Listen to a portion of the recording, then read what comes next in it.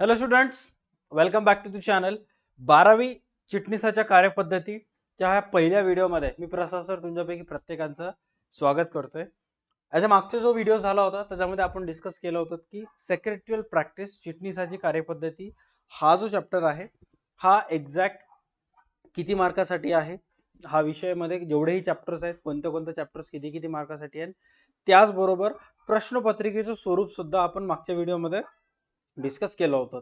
या व्हिडिओमध्ये आपण आपला पहिला चॅप्टर जो आहे संस्थात्मक वित्त व्यवस्थापनाची ओळख हा चॅप्टर आपण डिस्कस करणार आहोत. त्याचबरोबर अर्थशास्त्राचे सुद्धा खूप सारे व्हिडिओज, ओसीएमचे व्हिडिओज, अकाउंटचे व्हिडिओज आपल्या चॅनलवर आहेत. जर तुम्ही 11वी किंवा 12वी कॉमर्सचे स्टुडंट असाल तर चॅनलला सबस्क्राईब करून ठेवा. इथून पुढे तुमच्या कामासाठी अनेक व्हिडिओज येणार आहेत. All right, so without wasting any time फटाफट आपण हा चॅप्टर स्टार्ट करूयात. चॅप्टर स्टार्ट करण्याच्या अगोदर एक बेसिक मी तुम्हाला स्टोरी सांगतो, ज्याच्यामधून अनेक या चॅप्टरशी संबंधित गोष्टी तुमच्या पुढे जे कन्सेप्ट आहेत ते क्लिअर होतील. All right, so first of all स्क्रीनवर चेक करा. मिस्टर मुकेश अंबानी हे एक बिझनेस एंटरप्रेन्युअर आहेत, एक उद्योजक आहेत आणि त्यांना त्यांचे जे बिझनेस आहे Reliance industries limited RI limited हा जो बिझनेस आहे तो ऑल ओव्हर इंडियामध्ये ग्रो करायचा आहे. ओके, ऑल ओव्हर इंडियामध्ये ग्रो करायचा आहे. आणि मग बिझनेस स्टार्ट करत असताना कंपल्सरी काय लागतो, बिझनेस स्टार्ट करत असताना त्यांना पैसा लागतो. राईट, मोठ्या प्रमाणावर पैसा लागतो. तर त्यांनी काय केलं, एक ह्यूज अमाऊंट ऑफ मनी जे आहे ते कलेक्ट केलं. स्वतः कसं जनरेट केलं काय नाही ते नंतर, आणि त्यांनी बिझनेस स्टार्ट केला. आणि बिझनेस करत असताना त्यांनी त्यांच्या हाताखाली जे आहे एका व्यक्तीची निवड केली. त्याचं नाव होतं मिस्टर धनीराम.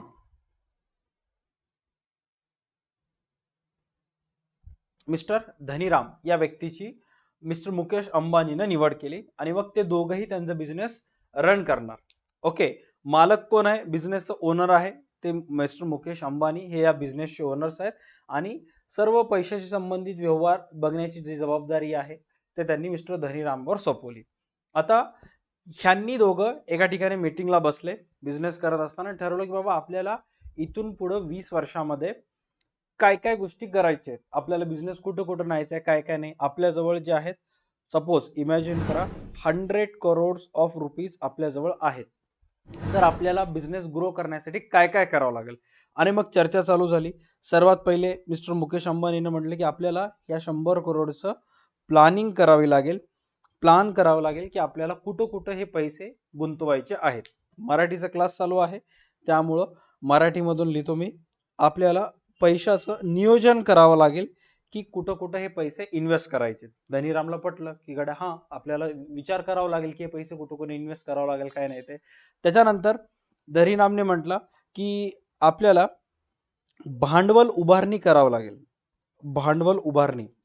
मिस्टर मुकेश अंबानी म्हटले की आपल्याजवळ ऑलरेडी 100 करोड रुपये आहेत, आणखी आपल्याला भांडवल उभारण्याची काय गरज आहे. धनीराम म्हटलं की नाही नाही सर, जसं जसं जसं आपण पुढे जात जाऊ तसं तसं जो कच्चा माल आहे, रॉ मटेरियल आहे, त्याची किमती वाढत जातील. बरोबर आहे, त्यामुळं आपल्याला वस्तू विकण्यासाठी आपल्याला अगोदर खरेदी करावं लागेल. राईट, जसं ग्राहकासाठी वस्तूची किंमत वाढत आहे तसं आपल्यासाठी सुद्धा सर कच्च्या मालाची किमती वाढत आहेत.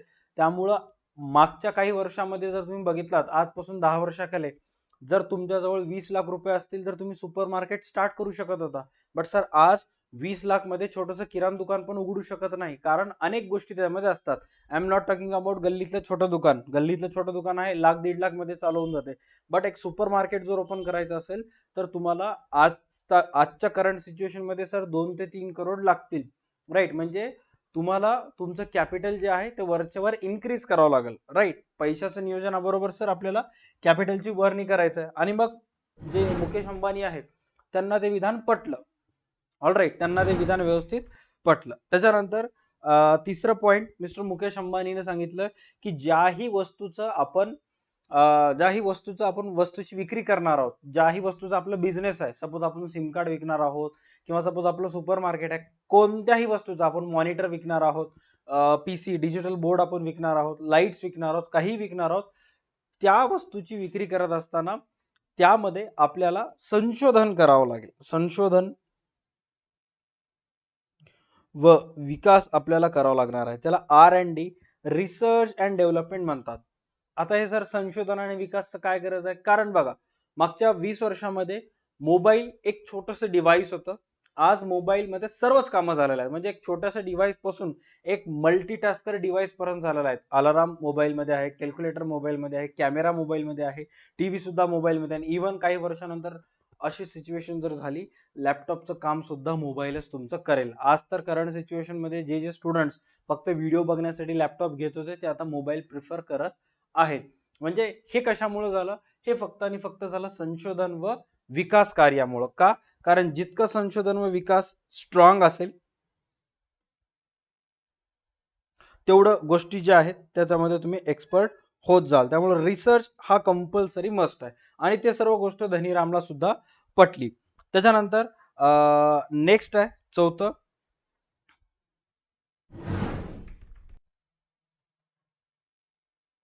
व्यवसाय चालू ठेवणे. धनीराम म्हटला की सर काही कितीही क्रिटिकल परिस्थिती येऊ दे, कोणतीही परिस्थिती येऊ दे, आपण आपलं बिझनेस जे आहे ते कंटिन्युअस चालू ठेवत जाऊयात. राईट.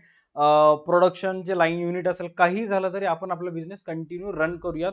आणि मुकेशला सुद्धा, मिस्टर मुकेश अंबानीला सुद्धा ते पटले की बाबा आपलं बिझनेस कंटिन्यू चालत राहणं खूप महत्वाचं आहे. कारण जर तुमचं बिझनेस कंटिन्यू चालत राहिलं तर जेवढं जास्तीत जास्त प्रोडक्शन कराल तेवढं जास्तीत जास्त तुम्ही वस्तूची काय कराल, तुम्ही विक्री कराल. राईट. त्याच्यानंतर सर आपण जे आहेत मुकेश म्हटलं की आपण प्रत्येक कार्यामध्ये समन्वय समन्वय साधूयात. समन्वय साधणे म्हणजेच काय, की व्यवसायामध्ये जे स्तर असतात, पहिल्या लेवलला हाय लेवलला व्यवसायाचे मालक वगैरे असतात, लोअर मिडल लेवलला जे आहेत व्यवसायामध्ये काम करणारे सर्व मॅनेजर्स वगैरे असतात, तिसऱ्या लेवलला जे आहे त्या लेवलला सर्व व्यवसायामध्ये काम करणारे छोटे मोठे कर्मचारी असतात, कामगार असतात. तर ह्या प्रत्येक लेवलमध्ये आपण काय करूयात, समन्वय साधूयात. कोणत्या गोष्टीमध्ये कोणत्या लेवलवर काय चालू आहे काय नाही हे सर्व गोष्टी त्या लेवलमधील लोकांना माहीत असायला पाहिजे. राईट. असं असता कामा नये की आपण आपल्या व्यवसायामध्ये एक नवीन मशिनरी आणलं आणि डायरेक्ट वर्करला सांगितलं की जाऊन तिथं काम करा. असं नाही, आपण त्यांना प्रॉपर प्रशिक्षण देऊयात सर. त्यांना व्यवस्थित म्हणजे व्यवसायामध्ये जे कर्मचारी आहेत हायर लेवल पासून मिडल लेवल पर्यंत प्रत्येकांमध्ये समन्वय साधता आला आपल्याला पाहिजे. प्रत्येकापर्यंत व्यवसाय मालकाचे जे निर्णय आहेत, व्यवसाय मालकाचे जे डिसिजन आहेत ते जर व्यवसाय मालकाने घेतलं, म्हणजे मुकेश अंबानीने जर घेतलं, तर व्यवसायातल्या छोट्यातल्या छोट्या कर्मचाऱ्यांना माहित पाहिजे की आपल्या आजचे टास्क काय आहेत, गोल काय आहेत, काय नाही ते. ओके. आणि हा जो पॉइंट आहे तो धनीरामला सुद्धा पटला. त्याच्यानंतर धनीरामनं एक अतिशय महत्वाचा पॉइंट सांगितलं, ते म्हणजे सर आपण आपल्या व्यवसायाचं विस्तार करूयात व विविधीकरण सॉरी विशेषीकरण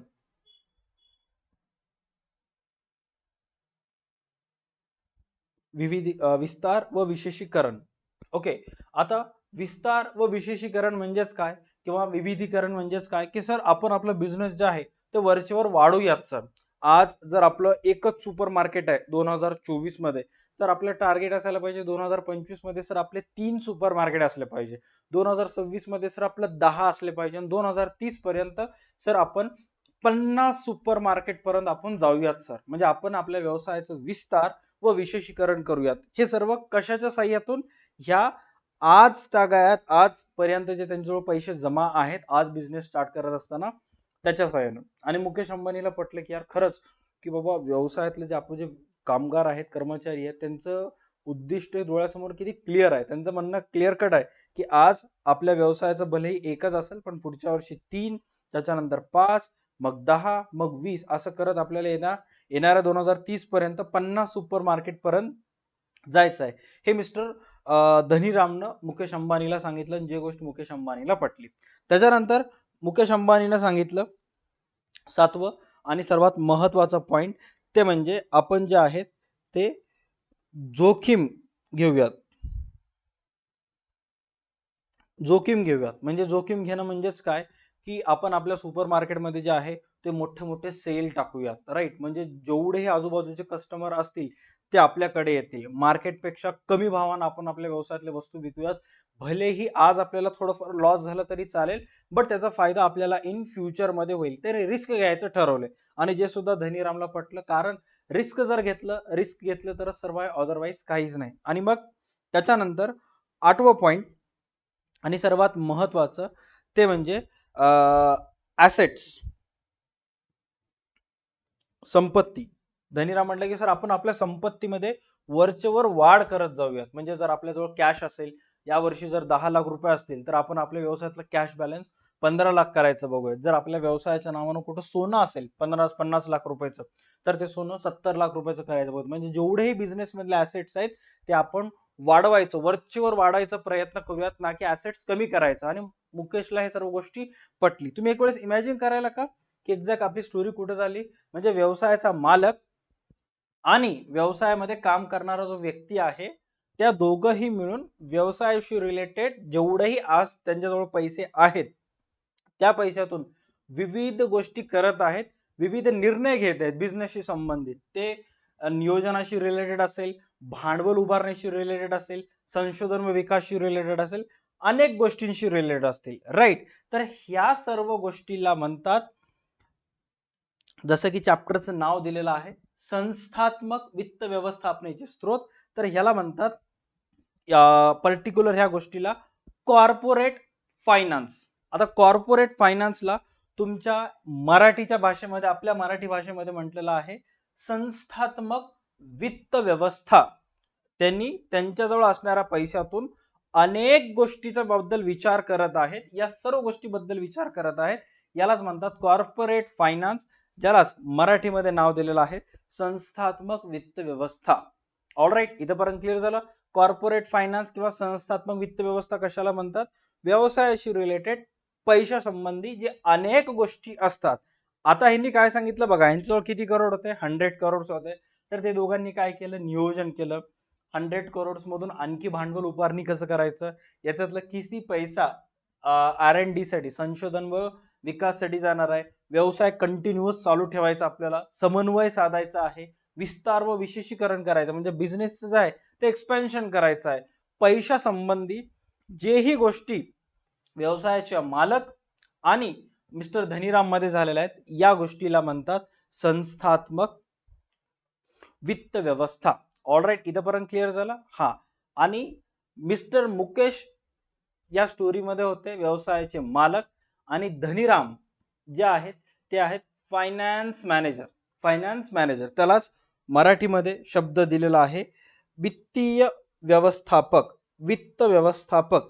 तुमच्या पुस्तकामध्ये दिलेला शब्द चेक करा, काय नाव दिलेलं आहे सेपरेट, त्यांचं त्याला नाव दिलेलं आहे वित्त व्यवस्थापक, कॉर्पोरेट फायनान्स मॅनेजर, संस्थात्मक वित्त व्यवस्थापक असं त्याला नाव दिलेलं आहे. ऑलराईट, म्हणजे ऑल ओव्हर स्टोरीनुसार तुम्हाला जर माहित झालेलं आहे की एक्झॅक्ट वित्त व्यवस्थापक कोणाला म्हणतात, आणि त्याचबरोबर संस्थात्मक वित्त व्यवस्था कशाला म्हणतात हे सुद्धा तुम्हाला माहित झालं असेल. ऑलराईट, चला आता आपण स्टार्ट करूयात चॅप्टर. आता मी जे स्टोरी सांगितलं ना की किती पैसे आहेत, त्याच्यातून काय काय करायचे, काय काय नाही, हेच सर्व गोष्टी या चॅप्टर मध्ये आपल्याला डिस्कशन करायचं.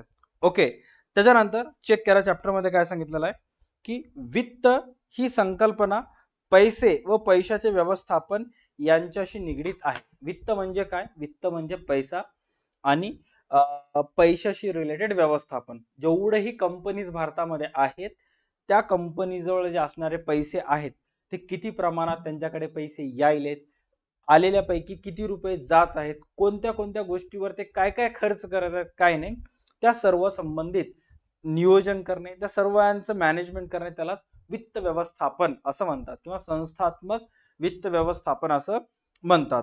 पॉइंट मध्ये काय सांगण्यात आलेलं आहे, निधींचे गमन म्हणजेच इनफ्लो, निर्गमन आउटफ्लो. जसं की आपण अकाउंट्स मध्ये बघता, ज्या ज्या वेळेस आपल्या व्यवसायात पैसे येत असतात त्याला इनफ्लो ऑफ फंड्स असं म्हणतात, राईट. आणि ज्या ज्या वेळेस व्यवसायातून अनेक गोष्टीसाठी आपण पैसे स्पेंड करत असतात, आयदर कॅपिटल एक्सपेंडिचर भांडवली खर्च असेल किंवा रेव्हेन्यू एक्सपेंडिचर महसुली खर्च असेल, त्याला निर्गमन आउटफ्लो यांच्याशी संबंधित आहे. थोडक्यात काय की कंपनीमध्ये किती पैसे यायलेत, कंपनीतून किती पैसे जायलेत, याच्याशी रिलेटेड अभ्यास करणे, त्यालाच वित्त व्यवस्थापन असे म्हणतात. त्यानंतर काय सांगण्यात आलेलं आहे, व्यावसायिक संस्थेचे यश हे निधी उभारण्याची क्षमता व निधीचा विनियोग करण्याची कार्यक्षमता यावर अवलंबून असते. साधं सिंपल आहे. कोणताही बिझनेस ला जर मोठ्या प्रमाणात सक्सेसफुल व्हायचं असेल तर सर्वात पहिली गोष्ट मॅटर करते ते म्हणजे निधी उभारण्याची क्षमता, की बाबा ते बिझनेस किती मोठ्या प्रमाणात पैसे उभारू शकतात, पैसे निर्माण करू शकतात, पैसे जनरेट करू शकतात आणि आलेल्या पैशातून किती रुपये ते स्पेंड करू शकतात, कोणत्या कोणत्या गोष्टीवर खर्च करू शकतात याच्यावर अवलंबून असते. भारतातले अनेक बिझनेस सक्सेसफुल होण्यामागचं कारण आणि अनसक्सेसफुल होण्यामागचं कारण हा तुमच्या एसपीच्या पुस्तकामध्ये दुसऱ्या ओळीला दिलेला आहे. भारतामध्ये अनेक बिझनेसेस निधी उभारण्याची क्षमता असल्यामुळे सक्सेसफुल झाले, पैसे असे चुटकी बजाते त्यांनी रेज केलेत, हे अनेक बिझनेस सक्सेसफुल झाले.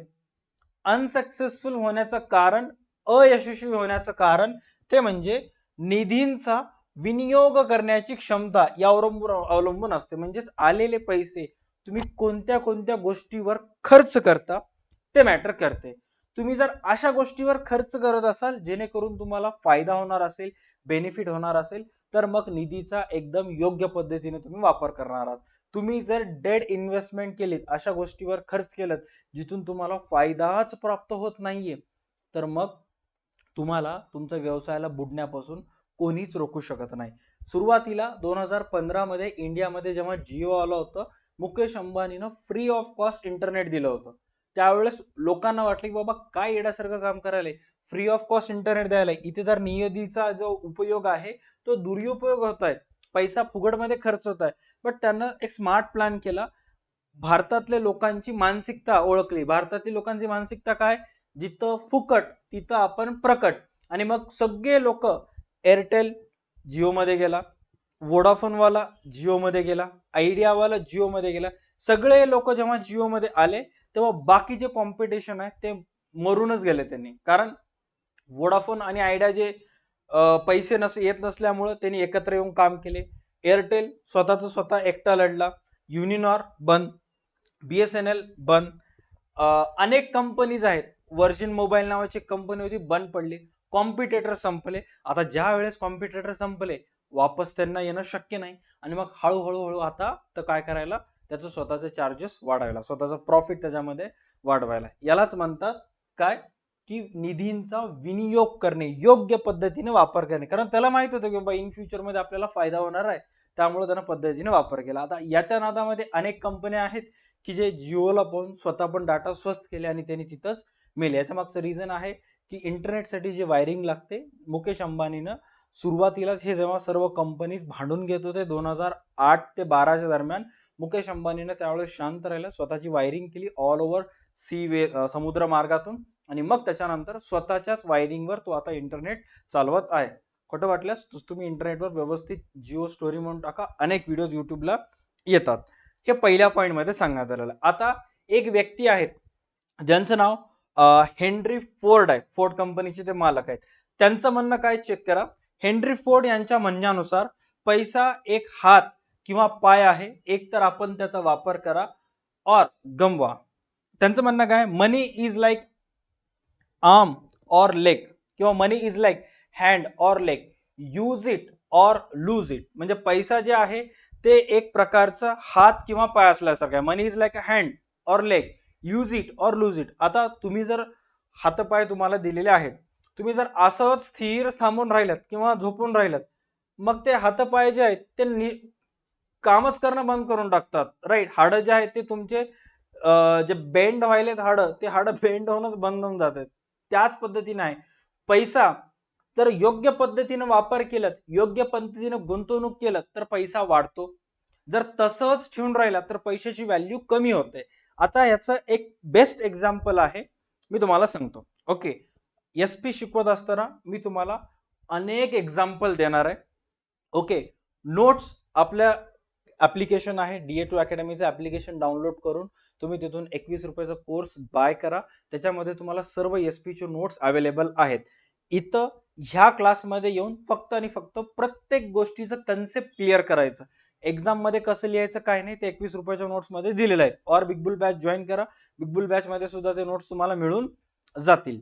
ओके, आता पैसा एक हात किंवा पाय आहे, एक तर त्याचा वापर करा किंवा गमवा. याचं बेस्ट एक्झाम्पल सांगतो. ओके, आजपासून खूप वर्षाखालची गोष्ट आहे, 1980 ची गोष्ट आहे. ओके, 1980 ची गोष्ट आहे. तर एक एक्झाम्पल, ओके, माझ्या आईचं आणि माझ्या काकूचं एक्झाम्पल देतो. माझ्या आईचं आणि माझ्या मावशीचं, सॉरी, दोघाही बहिणीचं, म्हणजे माझी आई आणि माझ्या आईची बहीण म्हणजे माझी मावशी, दोघांचंही लग्न एकाच दिवशी झालं होतं. ओके, आणि दोघांनाही त्यांच्या त्यांच्या वडिलांनी हुंडा देत असताना, मुलगी देत असताना 1 लाख रुपये दिले होते. सपोज एक्झाम्पल, 1 लाख रुपये दिले होते. ओके, तर माझ्या आईनं काय केलं, आता हुंडा आल्यानंतर आता ऑब्व्हियसली आमच्याच घरी येईल, आमच्याच रूम मध्ये ते पैसे येतील, दुसरीकडे कुठे जाणार नाहीत. तर माझ्या आईनं काय केलं, 1980 ला जेवढी 1 लाख रुपये हुंडा आले होते, त्या 1 लाखाचं, सपोज नाही असं काही, सपोज, ओके, 1 लाख रुपयाचं पूर्णपणे सोनं घेऊन टाकलं. पूर्णपणे 1980 ला सोनं घेऊन टाकलं, पूर्ण पैसा वापर केला. आणि माझ्या मावशीनं 1 लाख रुपये सोनं न घेता, माझ्या मावशीने विचार केला की अडीअडचणीसाठी पैसे लागतील, सोनं घेऊन काय करू, परवा तर लग्न झालेलं आहे. आणि माझ्या आईचा विचार काय होतो, पैसे राहिले की खर्चून घेतात, सोनं घ्या, निवांत बाजूला सरका. आणि माझ्या मावशीनं तसेच 1 लाख रुपये ठेवले. ओके, आणि मग त्याच्यानंतर माझी मावशी आणि आई दोघेही विसरून गेले की बाबा आपल्याजवळ ते 1 लाख रुपये हुंड्याचे आले होते. त्याच्यानंतर जेव्हा रिअलाइज झालं की बाबा 1 लाख रुपये आले होते, माझ्या मावशीने विचारलं की हुंड्यामध्ये आलेले 1 लाख रुपये आहेत, ते त्याचं तू काय केलीस? तर माझ्या आईने म्हटलं की मी तेव्हाच त्याचं 1 लाख रुपयाचं सोनं घेऊन टाकले. मावशी, तू काय केलीस? नाही, ते 1 लाखचे 1 लाख तसेच आहेत, बँकेमध्ये टाकून टाकले होते तेव्हा, ते माझ्या खात्यातच जमा आहेत, आतापर्यंत मी काय त्याला बघलो नाही, काय नाही. दरवेळेस आमच्या लेकराला किंवा पप्पाला, ह्याच्या गुड्डूच्या पप्पाला विचारतो आहेत का, ते आहेच म्हणतात. 1 लाख रुपये 1980 पासून तशीच आहेत. आता ह्यांनी 1 लाख रुपये 1980 पासून वापरच केले नाहीत. तर मागच्या 40 वर्षामध्ये व्याज येऊन येऊन येऊन किती येणार आहे? तर 1 लाखाचे जास्तीत जास्त 4 लाख 5 लाख झाले असतील व्याज येऊन, कंपाऊंडिंगचा दर वाढतो. बट माझ्या आईनं तेव्हाच सोनं घेऊन ठेवलं होतं, ज्यामुळं त्याच सोन्याची आज किंमत जी आहे, 1980 ला 1 लाखचं घेतलं सोनं, तर त्या सोन्याची आज किंमत आहे जवळपास 40 लाख रुपीज. हे आहे पॉवर मनीची. Money is like arm or leg, use it or lose it. आता यांनी वापरच केला नाही, 1 लाखचे 5 लाख झाले, बसले तिथंच, गमवले पैसे, वाढणारे पैसे. आणि यांनी वापर केला, पैशाचं काय झालं, सोनं झालं. हे माझं म्हणणं नाही, हे कोणाचं म्हणणं आहे, हेनरी फोर्डचं म्हणणं आहे. आय होप तुम्हाला या शब्दाचा अर्थ कळाला असेल. पैसा हा हात किंवा पाय आहे, एक तर आपण त्याचा वापर करा किंवा गमवा. व्यवसायात यश मिळवण्यासाठी पैसा किती आवश्यक आहे हे येथे अधोरेखित केलेलं आहे, हे याच्यामध्ये इथं सांगण्यात आलेलं आहे. त्याच्यानंतर संस्थात्मक वित्त व्यवस्था. आता सुरुवातीला मी तुम्हाला स्टोरी सांगितली होती, कोणाकोणाची स्टोरी सांगितली होती, मिस्टर मुकेश आणि धनीरामची. या दोघांनीही मिळून व्यवसायामध्ये जे पैसा आहे त्या पैशातून एवढ्या गोष्टींचा विचार केला, यालाच म्हणतात संस्थात्मक वित्त व्यवस्था. याला काय म्हणतात, संस्थात्मक वित्त व्यवस्था. आणि जोही व्यक्ती या पैशाचं व्यवस्थापन करतो याला म्हणतात वित्त व्यवस्थापक. मिस्टर धनीरामला काय म्हणायचं, वित्त व्यवस्थापक. आता इथं एक पॉइंट सांगण्यात आलेला आहे. पॉइंट मध्ये काय सांगण्यात आलेलं आहे, संस्थात्मक वित्त व्यवस्था ही संस्थेसाठी निधी उपलब्धता व त्याचे योग्य विनियोग यांच्याशी संबंधित आहे. बघा काय सांगण्यात आलेलं आहे, संस्थात्मक वित्त व्यवस्था. संस्था म्हणजे बिझनेस, वित्त म्हणजे पैसा, व्यवस्था म्हणजे संस्थेकडे असणारा पैशाचं योग्य वापर, योग्य व्यवस्थापन, याला शॉर्ट मध्ये सांगण्यात आलेलं आहे संस्थात्मक वित्त व्यवस्था. शब्दाचा अर्थ जाणून घेणं अतिशय महत्वाचं आहे. अनेक गैरादी पोरांना मी बघितलं, पहिल्या धड्याचं नाव काय, संस्थात्मक वित्त व्यवस्थापनाचे स्त्रोत, सगळ्यांना पाठ आहे. ओके, बट जेव्हा टाइम येते, सांग संस्थात्मक वित्त व्यवस्थापन म्हणजेच काय, असं ओळखतात, माहित नाही असं म्हणतात. साधा सिंपल, संस्थेकडे असणाऱ्या पैशाचं योग्य पद्धतीनं वापर करणे याला संस्थात्मक वित्त व्यवस्थापन म्हणतात. मिस्टर मुकेश आणि मिस्टर धनीराम या दोघांनीही जे पैसे उभारणी केली होती, त्या उभारलेल्या पैशातून काय काय गोष्टी करायचं, काय काय नाही, यालाच म्हटलेलं आहे संस्थात्मक वित्त व्यवस्थापन. ओके, आता इथं काय सांगण्यात आलेलं आहे, चेक करा की संस्थात्मक वित्त व्यवस्था ही संस्थेसाठी निधी उपलब्धता, पैशाची उपलब्धता व त्याचा योग्य विनियोग, योग्य विनियोग म्हणजे काय, योग्य पद्धतीनं वापर यांच्याशी संबंधित आहे. संस्थेच्या कार्यांना वित्त पुरवठा करणे म्हणजे संस्थेमध्ये जेही कार्य होत आहेत त्यांना पैसे देणे, पैसे दिले तर काम होते, अदरवाइज काम होत नाही, त्यामुळे वित्त पुरवठा करणे. भांडवल संरचना, कॅपिटल स्ट्रक्चर, कोणत्या कोणत्या गोष्टीवर किती किती रुपये खर्च करायचा आहे, भांडवल किती उभारणी करायचे काय नाही याचा विचार करणे भांडवल संरचना. त्यानंतर गुंतवणूक करणे, गुंतवणूक करणे म्हणजे काय, बिझनेसचा पैसा कुठं ना कुठं काय करणे, इन्व्हेस्ट करणे यांच्याशी संबंधित असते. बघा, वित्त पुरवठा, भांडवल संरचना आणि गुंतवणुकीचा निर्णय. वित्त पुरवठा म्हणजेच काय, सप्लाय ऑफ मनी, पैसा पुरवठा करणे. भांडवल संरचना म्हणजे कॅपिटल स्ट्रक्चर, तुमच्या व्यवसायामध्ये ऍसेटच्या स्वरूपात किती भांडवल आहे, रोख स्वरूपात किती भांडवल आहे, शेअर्सच्या स्वरूपात किती भांडवल आहे, याचा सर्व गोष्टींचा विचार करणे म्हणजे भांडवल संरचना. त्यानंतर गुंतवणुकीचा निर्णय. आता बघा इथं हा भांडवल संरचनामध्ये येतो, राईट. व्यवसाय चालू ठेवणे, विस्तार व विशेषीकरण, संपत्ती नियोजन, हे सर्व कशामध्ये येतात, गुंतवणुकीमध्ये येतात, राईट. या सर्व गोष्टींचा विचार कशामध्ये केला जातो, संस्थात्मक वित्त व्यवस्थापनेत केला जातो. आणि ती कशाशी संबंधित असते, या तीन गोष्टीशी संबंधित असते. मी एकदम साध्या, सिंपल, सरळ आणि सोप्या भाषेमध्ये एक्सप्लेनेशन देत आहे. आय होप तुम्हाला समजत असेल. ओके, आता इथे दोन व्याख्या दिलेल्या आहेत. हेनरी हॉगलंड यांची सर्वात पहिली व्याख्या आहे. यांच्या मतानुसार संस्थात्मक वित्त व्यवस्थापन किंवा संस्थात्मक वित्त व्यवस्था व्यवसाय संस्थेने केलेले भांडवल संपादन आणि त्यांचा विनियोग या गोष्टींची हाताळणी करते. साधं सिंपल आहे. व्यवसाय संस्थेने केलेले भांडवल संपादन म्हणजे 100 करोड. साधं सिंपल लक्षात ठेवायचं, व्यवसाय संस्थेने केलेले भांडवल संपादन म्हणजे 100 करोड. मुकेश अंबानीने किती रुपये रेज केले होते, 100 करोड. एवढी गोष्ट क्लिअर झाली. आता त्या 100 करोडचं काय करणार त्यानं, या त्या 100 करोड रुपयाने एवढ्या गोष्टी करणार. त्यालाच SP च्या भाषेत, चिटणीसाच्या कार्यपद्धतीच्या भाषेत काय सांगण्यात आलेलं आहे, त्यांचा विनियोग या गोष्टींची हाताळणी करते. साधं सिंपल हेनरी हॉगलंडची भाषा सोप्या भाषेत सांगलो, 100 करोड 8 गोष्टी, 100 करोड 8 गोष्टी, त्याला काय म्हणतात, त्याचा विनियोग या गोष्टींची हाताळणी करते. इथपर्यंत क्लिअर झालं. यस. त्याच्यानंतर संस्थात्मक वित्त व्यवस्थेमध्ये वित्तीय नियोजन. आता ही जी व्याख्या आहे या व्याख्येचं छोटं मोठं एक्सप्लेनेशन सांगलेलं आहे की बाबा ह्याच्यामध्ये आणखी काय काय होते, संस्थात्मक वित्त व्यवस्थेमध्ये आणखी काय काय होते. वित्तीय नियोजन, फायनान्शियल प्लॅनिंग म्हणजे पैसा कुठे कुठे इन्व्हेस्ट करायचं काय नाही ते होते. भांडवली बाजारपेठ, मुद्रा बाजार, भाग भांडवल बाजार. आता हे तीन बाजाराचे प्रकार आहेत.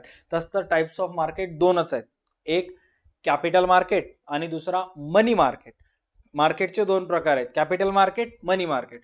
भांडवल बाजार, मनी बाजार किंवा मुद्रा बाजार. ओके, भांडवल बाजार, मुद्रा बाजार, भांडवल बाजार, मुद्रा बाजार. आता या दोन्ही मध्ये डिफरन्स काय, जर तुम्हाला पैशाची गरज असेल आणि तुम्हाला पैसे पाहिजे असतील तर ते पैसा ज्या ज्या सोर्सेस मार्फत तुम्हाला मिळतो त्या सर्व गोष्टींचा समावेश मुद्रा बाजार, मनी मार्केट मध्ये होतो. उदाहरणार्थ, तुम्हाला जर 10 लाख रुपयाची गरज पडली, तुम्ही कुठे जाता, सर नंबर 1 बँकेकडे जाता, नंबर 2 फायनान्स कडे जाता, नंबर 3 गावातल्या सावकाराकडे जाता, राईट. नंबर 4 कोणत्या तरी अशा संस्थेकडे जाता की जे पैसे वगैरे देतात. तर त्या सर्वांचा समावेश मुद्रा बाजारामध्ये होतो. आता भांडवल बाजार आणि भाग भांडवल बाजार, भांडवल बाजाराचाच हा एक प्रकार आहे. जर तुमच्या व्यवसायाला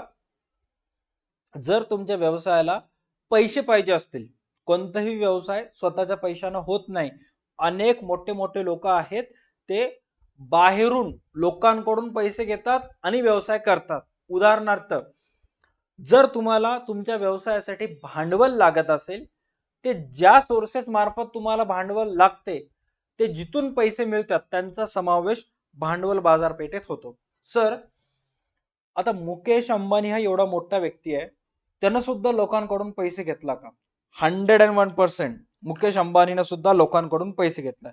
सर त्यानं तुम्हाला सांगलाय का, तुमचा मामा आहे का? त्यानं नाही. त्याच्या बिझनेसमध्ये माझ्या सुद्धा पैसे आहेत. Sir how is this possible, कसं बोलताय? आता मी ज्या ज्या कंपनीचे शेअर्स परचेस वगैरे करतो त्याच्या ऍपवर नेतो आणि मी तुम्हाला इथं रिलायन्स इंडस्ट्री बद्दल सांगतो की रिलायन्स इंडस्ट्रीचे काही शेअर्स माझ्या झेरोडाच्या अकाउंटमध्ये आहेत. हे सध्या ग्रोचा ऍप मी तुम्हाला शो करायला. तर आता रिलायन्सचा जो मुकेश अंबानी आहे, मिस्टर मुकेश अंबानी, त्यांच्या बिझनेसमध्ये चेक करा कोणाकोणाचा किती किती पैसा लागलेला आहे. थोडंसं झूम इन करून सांगण्याचा प्रयत्न करत होतो, बट हा एवढाच झूम इन होते. असं नाही की तुम्हाला दाखवायचा प्रयत्न करत नाही, हा एवढाच आहे. ओके, जास्तीत जास्त एवढा होऊ शकतो. आता चेक करा यांच्या बिझनेसमध्ये त्यांना स्वतःचा पैसा 50.31% स्वतःचा पैसा, प्रमोटर आहे त्यांना स्वतःचा हिस्सा 50% आहे. त्याच्यानंतर तर मग बाकी त्यानं भांडवल कुठून रेस केला, तर फॉरेन इन्स्टिट्यूशन्स म्हणजे बाहेर देशातील FIIs असं त्यांना म्हटलं जातं, फॉरेन इन्व्हेस्टमेंट, जे बाहेर देशातील जे लोक आहेत, बिझनेसमॅन आहेत, त्यांनी भारतातल्या ह्या रिलायन्स मध्ये पैसे टाकलेले आहेत. 22% लोक फॉरेन इन्स्टिट्यूशन्स आहेत, बाहेर देशातील संस्था आहेत. जसं आपल्या भारतामध्ये अनेक फायनान्शियल कंपनीज आहेत, भारतामधले अनेक सर्वसामान्य लोक आहेत, त्यांचे पैसे ऍपल, त्यांचा पैसा टेस्ला मध्ये गुंतवणूक केलेला आहे. त्याच पद्धतीनं रिटेल अँड अदर्स म्हणजे तुमच्या आमच्यासारखे सर्वसामान्य नागरिक ज्यांनी 10% रिलायन्स मध्ये पैसे गुंतवलेले आहेत. त्याचबरोबर अदर डोमेस्टिक इन्स्टिट्यूशन्स, भारतामधले सुद्धा काही छोटे मोठे फायनान्स आहेत, काही छोटे मोठे बिझनेस ऑर्गनायझेशन्स आहेत, ग्रुप ऑफ पीपल्स आहेत, त्यांनी रिलायन्स मध्ये 10% म्हणजे 9.59 9.5%च्या आसपास पैसे टाकले. अँड त्याच्यानंतर म्युच्युअल फंड्स, राईट, हा सुद्धा मी तुम्हाला समजून सांगणार, म्युच्युअल फंड्स त्यांनी सुद्धा ह्याच्यामध्ये पैसे टाकला. हे सर्व जे आहेत ते भांडवल बाजारमध्ये येणारे घटक आहेत, भाग भांडवल बाजारमध्ये येणारे घटक आहेत. म्हणजे जर तुम्हाला व्यवसाय चालवण्यासाठी भांडवल लागत असेल तर ते तुम्ही कुठून रेज करू शकता, त्याचा समावेश भांडवल बाजार किंवा भाग बाजारमध्ये होतो.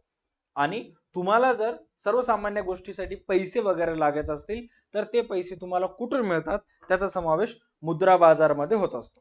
राईट. हा, आता संस्थात्मक वित्त व्यवस्थापनेमध्ये पैशाचं नियोजन, भांडवली बाजारपेठ, मुद्रा बाजार, भाग भांडवल बाजार याचा अभ्यास अंतर्भूत आहे. त्याचबरोबर आणखी भांडवल निर्मिती, विदेशी भांडवल, FI फॉरेन इन्स्टिट्यूशन्स मी तुम्हाला सांगलो होतं ना, विदेशी भांडवल यांचाही समावेश यात केलेला आहे. वित्तीय संस्था तसेच बँकांनाही अनन्यसाधारण महत्व दिलेले आहे. म्हणजेच वित्तीय संस्थांबरोबर एका बिझनेसमॅनला किंवा एका व्यवसायाला पुढे जाण्यामागे जेवढा हात व्यवसाय मालकांचा, व्यवसायात काम करणाऱ्या कर्मचाऱ्यांचा असतो, तसेच त्यांच्यात बँकांचाही समावेश असतो. कारण अनेक वेळा तुम्हाला अनेक पार्टीला पेमेंट करायचे असते, तर ते पेमेंट करत असताना मेन सोर्सेस तुम्हाला मदत करत असताना कोण करते, तर ते बँका मदत करतात. आता जो मिस्टर धनीराम आहे, हा काय काय काम करतो, काय काय नाही, याबद्दल आपल्याला डिस्कशन पुढच्या क्लासमध्ये करायचं आहे. हा आपला पहिला क्लास आहे.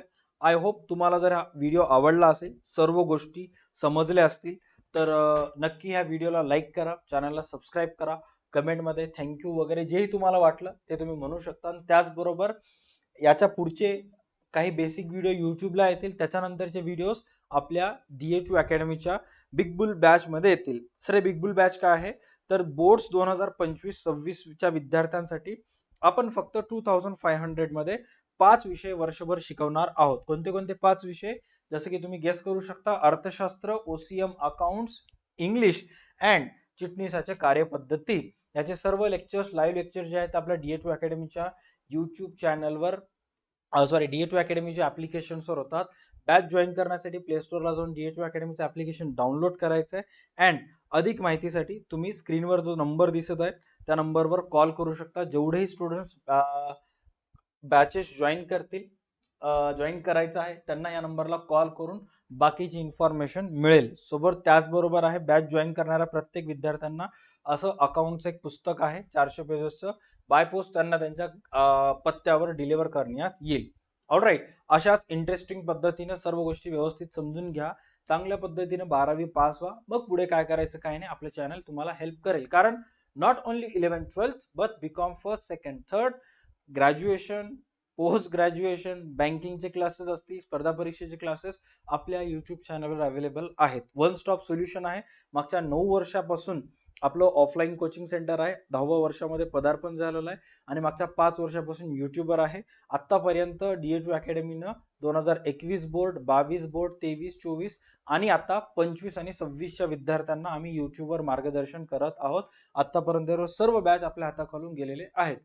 हे मोठेपणा सांगत नाही, जस्ट एक नॉर्मल इन्फॉर्मेशन देत आहे. ऑलराईट, आय होप व्हिडिओ आवडला असेल तर व्हिडिओला लाईक, चॅनलला सबस्क्राईब करा. बाकी डिस्कशन नेक्स्ट क्लासमध्ये आपण करूया. Thank you so much. भेटूयात पुढच्या क्लासमध्ये.